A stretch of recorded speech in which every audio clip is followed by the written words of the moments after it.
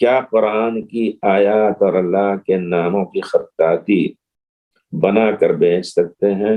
ہم چاہتے ہیں کہ انہیں لٹکانا، ہم جانتے ہیں کہ انہیں لٹکانا جائز نہیں، تو پھر آپ خطاطی کر کے کس لیے؟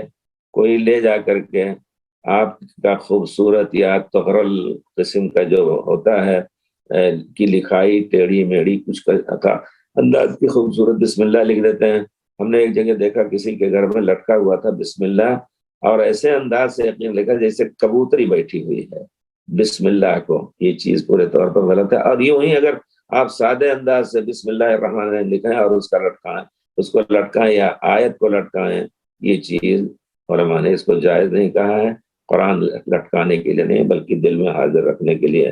تو آپ خطاطی کس طرح کس لیے کریں گے؟ ہاں، اگر آپ خطاطی کرنا چاہتے ہیں تو قرآن کریم کو اپنے ہاتھ سے وہ اچھے انداز سے پورے کلام پاک کو یا 5 جز کو، اور کسی آدمی کے ذریعے سے کے ہاتھ میں اس کو کہیں کہ آپ اس لیے ہماری محنت کو لے کر کے چھاپیں اور لوگوں کو دیں، تو یہ چیز جائز ہوگی انشاءاللہ۔ لیکن اس معنی میں خطاطی کر کے آپ یہ بنائیں گے، کیا نام ہے، تختیاں بنائیں گے اور کچھ، یہ چیز صحیح نہیں ہے۔